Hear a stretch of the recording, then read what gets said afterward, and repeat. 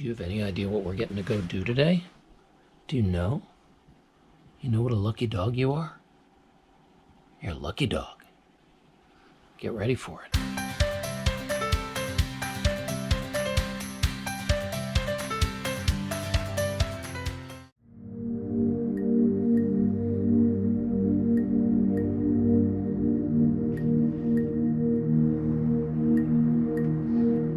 Wow, it is just beautiful this morning. Maybe the calmest morning since we got to the Keys.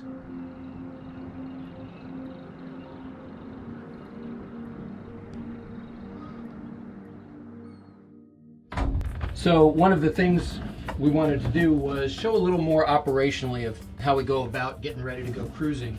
One of the most critical things we do are our daily engine checks. Any day we're going to go cruising, we're in these engine rooms making sure everything is as it should be, all the fluids are where they need to be, nothing has come loose, nothing is leaking, and we just sort of like to have a good baseline on everything that's going on. And of course, among the fluid checks, checking your oil every day is critical. You never know what could have happened the last time you were out running a boat. And so we make a point of it. We check our engine oil and we check our transmission oil. You have to check the transmission oil while the engines, for these particular transmissions, the engines have to be running and at idle speed. Oil is perfect, which we love to see. One other part of our daily check operation, I don't know if everybody does this, but they're right here, so we figure we may as well. I always check my high water alarm. If you hear that, that's up at my helm, telling us that the high water alarm has gone off. And I also activate the bilge pump, because really, if water were to get in there, you don't want it in there. And we always scan around and make sure no hose clamps have come off. I grab onto a couple of things, make sure nothing's come loose. And we do that, obviously, for both engines. And again, really important to take a look every day before we go cruising, because you never know what could have happened the last time you went cruising. You ready to go on a boat ride? Are you ready to go on a boat ride? Look at that fish. Look at that fish. All right, got to get our helm set up. Now, we're going to be running from up top because it is such a beautiful day, but I still like to make sure this seat is set where I like it, giving me plenty of room to walk around. I go into our 12-volt electrical panel because there's some things, since we haven't run the boat for a while, that haven't been turned on yet. So I will go through and make sure our trim tabs are on and that our blower breakers are on. I shut stuff off when we're not going to use it for a while, because why not? Everything is on that needs to be on. Up on the helm, I obviously have all my electronics fired up. What I can do now, just because we're going to be using a very specific path to get out of where we are, so I can go fire up my route and make sure it's plugged in to follow out of here. Because if we don't go on the exact route in this particular spot where we are, it won't go well. Got to fire up our VHF radios. We travel with both of them on. Keep one of them always on channel 16, and the other typically we'll keep it on channel 13 for commercial traffic. We're going to be traveling with a buddy boat today, so we'll be scanning between a couple of different channels. What do you scan between channels? Well, if I want to keep it on channel 13, just in case there's any commercial traffic out there, and I also want to be able to hear our buddy boat, it will go back and forth between the two channels. But actually, the buddy boat we're traveling with has these, and we'll be close enough that we'll be able to use these private walkie-talkies, like little toys that they are. But that'll be a nice way for us to talk and not worry about tying up a VHF channel. And we recommend that if you're traveling with buddy boats, it's really cool and a good thing to do because there are only so many channels to use for boat-to-boat traffic. The boat still does have keys. It's push to start, but gotta have our keys in the ignition. So one of the most common questions we get asked when people see footage of us coming in or out of a dock is, what are the headsets that you use? Radio check on 1-6, radio check. You just stay over there, radio check guy. Anyway, we use the EarTech Ultralights. We'll put a link in the video's description so you can read all about our experiences with headsets. But they're called marriage savers for a reason. Many a marriage has probably ended with people pulling in and out of a marina. You hear all the shouting going on. So we love them. We can speak in our natural, normal voices no matter where we are in the boat. We keep them on as we're getting set to leave and whenever we're approaching. We always charge the batteries the night before, even if they only got used for a few minutes, because you just don't want to be without them. So we love them. Friendly tip from behind the camera, which I'm not right now, but I usually am. Do not sneeze into the headset while the captain is backing up the boat. It's loud. So normally we would be taking our tender with us to shore, but since we're going with another boat that has their tender already set on their boat, we're going to put ours with a friend today. And Jasper's going to get very upset when he sees me pulling away without him.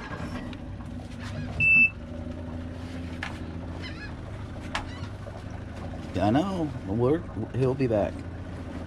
He'll be back. We're not gonna go right now. Hopefully there's going to be some sandbar action today, so got to bring our water shoes. I will be right back, everybody. Don't worry, Jasper. Uh-oh. Nothing like untying the lines and having your motor conk out. Wait, so you literally... okay. No, I'm not using any of this. Yes, you are. This is gonna be right at the foot. Oh, man. Sabatucci. Who's been messing with our whale? Oh shoot, I know what happened. So, we never have an issue starting up this engine and having it start and keep running. And suddenly, when we have somewhere to go, something happened. I have my phone with me in case the short journey around the bend doesn't go so well. All right. I'll take those lines. Jasper, this is even better that we're taking this away.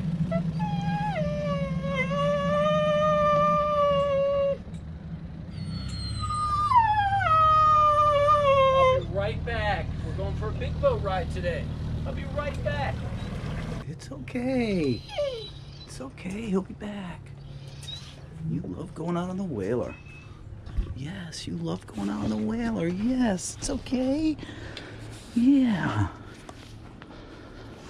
Yes. Nobody left you behind. There goes your daddy over there. I need some coffee. Hey, I'm gonna have a little coffee. You want some water? Some fresh water?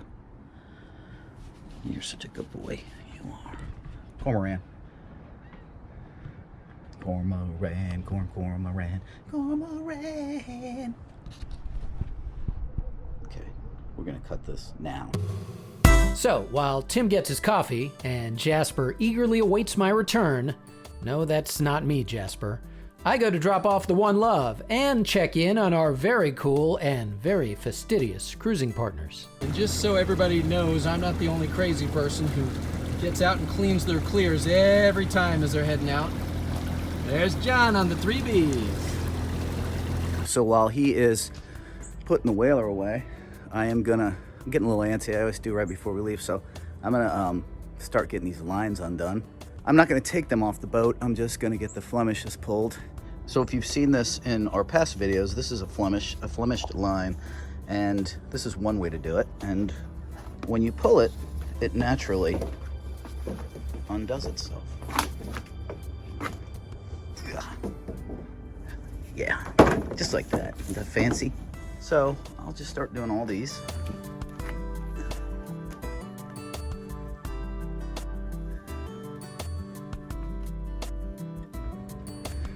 Good boat dog.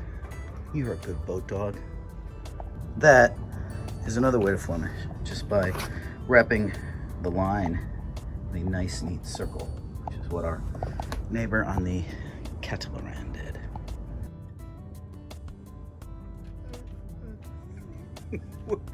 We're gonna go, and there's no reason to get upset.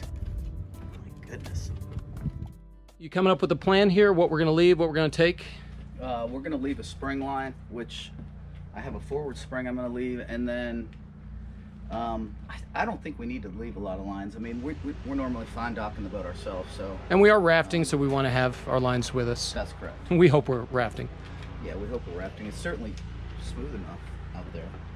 So I'm just gonna get this line ready. What I like to do is I like to, particularly since we don't have any really wind on the boat and the boat's not being pushed in either direction, I like to take the spring line, and in this instance it's the forward spring because we don't need a rear spring, and I'm just going to move as close to the boat entrance as I can so that when it comes time for me to drop this line, it's right there where it needs to be. Everybody has their ways of doing things. I'm not saying that my way is the right way, but it's the right way for me. So there are a lot of boats at marinas that are called dock queens. Insert your own joke there. Basically it means a boat that sits at the marina and never leaves. Well, when you get to the Florida Keys in the winter, sometimes it's tough to leave. The winds are blowing real hard, other things come up, so we've been sitting still longer than we would have liked. But yeah, we're going boating. It's happening right now. Well, in a few minutes. We got stuff to do first.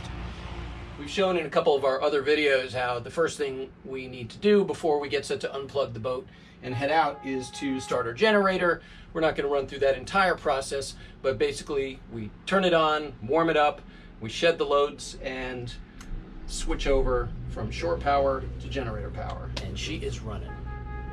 How long for it to run, to warm up? So we let it warm up until it basically gets to operating temperature, which is around 180 degrees or so. Another part of the prep is getting our iPad ready. We use this for a variety of things, but one of the things we do is we record our track, which keeps a log of our route, and we do that every time we leave the dock because it's just good to have. And we also use a program called Nebo, so people who we know can track where we're going, and some of the fancy maps that you see on our blog come from the Nebo program as well. So I make sure this is all set up, so I just hit the start button and it starts recording just before we head off from the marina. As many times as we've done this, we always work our departure checklist to be sure we don't forget to do a single thing. So I'll give you a call once we're pulling off the dock. Yeah, check with me just before you untie lines, just to make sure everything is copacetic here. Good, we'll do. And I don't get to use the word copacetic very often, so thank you for that. Roger that. So we got a helpful hint from a fellow boater on our last video. What we used to do is we used to shut off the power from our boat first before we unplugged from the shore, but he made a great suggestion. Every power pedestal has a circuit breaker, and well, they're supposed to, and you shut that circuit breaker off first before you do anything else on your boat, because that assures that there is zero power going into your boat when you're shutting your power off inside your boat and switching over to your generator. So we got a switch right here. We're gonna switch that down, and then we're gonna remove our 50 amp power cord, and we are now on generator power. Well, once we switch Once we switch it over. You gotta give me a minute. Okay, what are you removing from our shore power Why hose hole? Why it looks like a scrubbing sponge. Why is that in there? And you may wonder why that's in there. Well, we are down in Florida, and there are these creatures called iguanas, and they will walk up a line and get into any hole they can. So we've realized that these guys, they wouldn't chew them because they're not chewable, and it would be a nice way to, easy way to keep the iguanas out of our inside of our boat. Yeah. So there you go.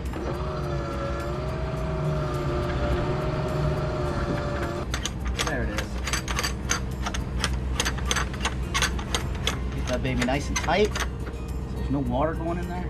Now I can switch over to generator power. And when I come over to the generator power, we'll see that we have our 240 volts right there. And then I can flip on my main breakers. And then I can start applying the various loads, which I do one at a time with the heavier loads. But the air conditioning is actually not going to come on because it's not on. All right, so now that the shore power has been switched over, we're going to start the engines. The common wisdom that we've always been told is you don't want to hang around at the dock letting your diesel engines warm up for too long. It's not a good practice. That's what we've been told. So we try to keep things moving once we do fire our engines up. And there goes starboard coming online. Port engines online. I will switch to low idle after I make our station active here. That sets it to a lower RPM. And real quickly, let's discuss our plan, right? So I'm telling the Admiral this. Once we come off the dock, and obviously I'll do that from the deck, I'm going to go up top. And I'm going to take us out from the bridge where our visibility is most excellent. Normally Right. we would have removed our sunshade, but we're going to run up there exclusively today. Does that work for you? Yeah, that works. I'm going to do the bow line first, then I'm going to do the stern, and then I'm going to do the spring, and I'm going to get on right here. It's a pretty easy step. So Great.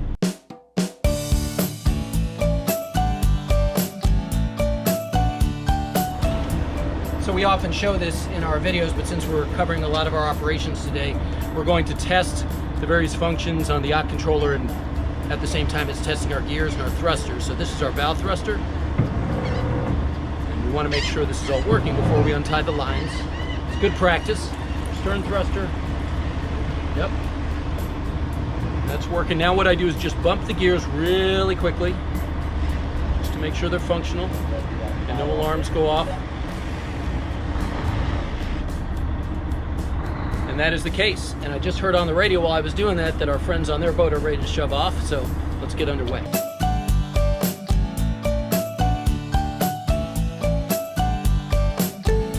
I wait for him to tell me we're ready to go and that he's fully on board, obviously, before I begin to pull off. It always works out better that way, all around. Both lines are done. We are away. Coming off the dock.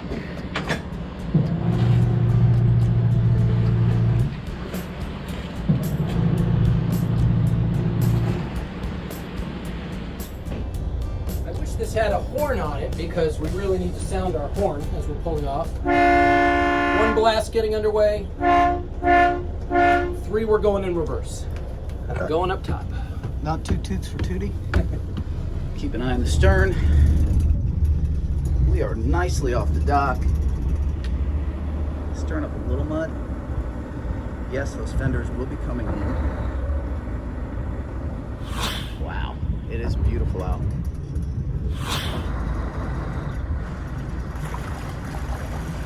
Perfect. Oh, there they are, coming around the bend. They're coming around the bend. When she comes. You excited? So we're heading out, and while we're moving in close quarters, I just steer with the gears because we're really going too slowly for our rudder to have much of an impact. We're in a very low idle. We're around a lot of boats. It's pretty shallow here, so and we are hearing from the 3Bs asking a question, so let's see what they wanted. Say that one more time, 3Bs. Before you get to the boat rental place, tell me what you guys are seeing for water as you come around there. Good copy.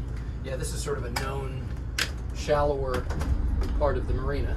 We've only passed through here once before. Gotta take this nice and wide. I'll keep an eye on the depths. And what I do when I want to make a sharper turn is I do 1 engine reverse, 1 engine forward. We got plenty of room behind us, right? Yeah. What are we seeing? We're seeing about 7 to 7.5 feet.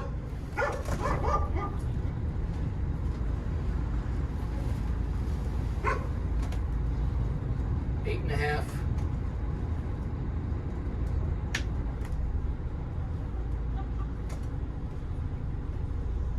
We tend not to use, some people use their thrusters in close quarters. If it's really tough at a marina getting around a bend, we might, but typically we can do everything we want with the gears. And we can turn our rudders if we need to. Give a little rudder input, it does help. So we're seeing about 7.5, now we're seeing 7 at its lowest, 7 feet. That's fine. As long as we got 5 feet. And the tide swing here is 1.5 feet typically at most. See anything interesting over there? What's not interesting, right? I gotta get my lines, I gotta get my fenders, and I gotta get the burgee. Got a little breeze out here. Burgee gives us a nice idea of what kind of wind we're gonna have. Oh, there's a little spider in there. Highborn Key, Bahamas. All right, time for me to get to work. Shutting off the yacht controller because it will start beeping madly if it's not being used. So, as the Pelicans bid us a safe day on the water, at least that's what we'd like to think they were doing, we made our way out into the Atlantic, just off the coast of Marathon, to finally do some cruising with our friends on the 3Bs. Okay, it's gonna get noisy. We're doing our first engine check. We just got underway. I like to poke my head in the engine room. Pretty much right off after we get out and start moving.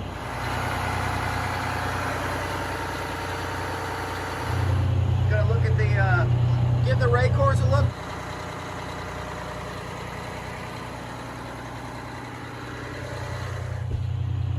All right, everything looks good down in the engine room. Is it worth nothing stabilizers working that much? Is it worth peeking at them, or we can do that later? Yeah, I'm gonna do that later, probably in about 15. Roger that. Copy that, Roger.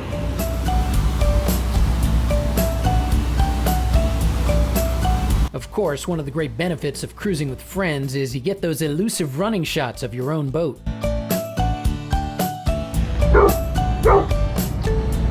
All right.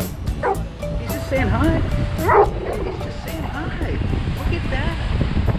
So we haven't had a chance to run our engines up really to wide open throttle since we had our shafts tuned and props tuned, and so we're going to run through a variety of RPMs just to make sure performance is where we want it. We actually think we might have to adjust the pitch on the prop, so this is going to be very interesting. Check our loads, obviously keep an eye on our temperatures, and see what kind of engine speeds we're matching up with what kinds of loads.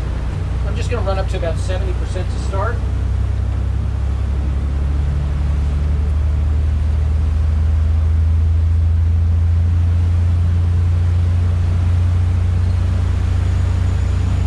We're just pushing up to 70%.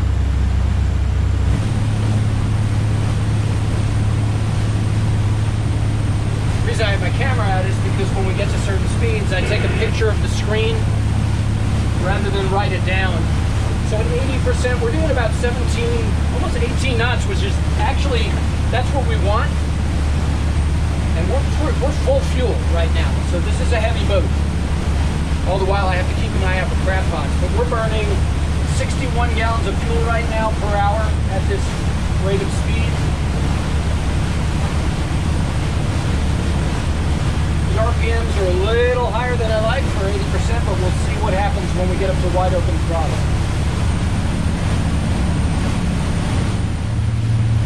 Temperatures are still good. Rarely do we run the boat up at 90%.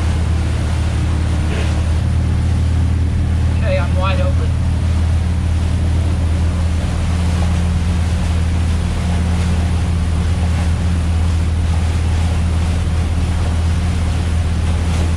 Alright, we are wide open throttle, 2350 RPMs.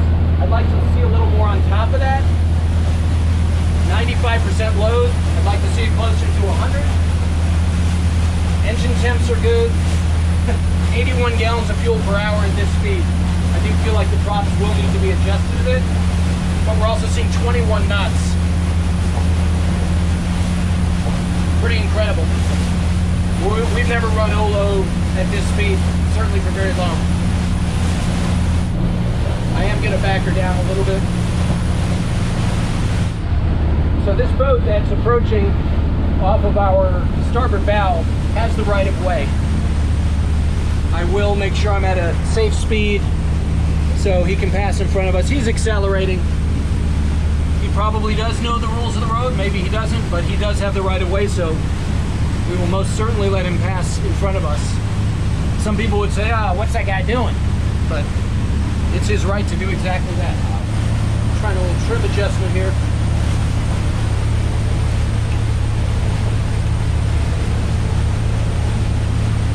That's pretty good. So that's pretty good. We're about 82% load, about 66 gallons per hour, making 20 knots. We used to travel at 26 knots all day long in our last boat. Didn't think twice about it. We only burned 37 gallons an hour. We do really enjoy the 10-knot cruise. Don't love doing this for too long, but it's good for the boat, and it's good to know where your engines are at and how they're performing. All right, so now we have settled back into our preferred cruise speed. 1200 RPM. We're burning 10 gallons per hour, and we are going 10 knots. This is how we like it. We'll run those engines up to burn them off a little bit, but this is how we like to cruise. Very comfortable. This is how we do it. This is how we do it. Happy dog! This was definitely not a day of all work and no play. So with the sea trial all wrapped up, it was time to drop the hook and see if Olo and the 3Bs could be joined at the hip. Yeah, how did that go? And what else did we get into on this spectacular day? Well, there was certainly mischief involved. What? You'll see it all in our next video. For now, Jasper and the crew thank you for watching and for hitting the like button and subscribing if you haven't already. And don't forget to whack that notification bell so you don't miss a minute of the continuing adventures of Olo.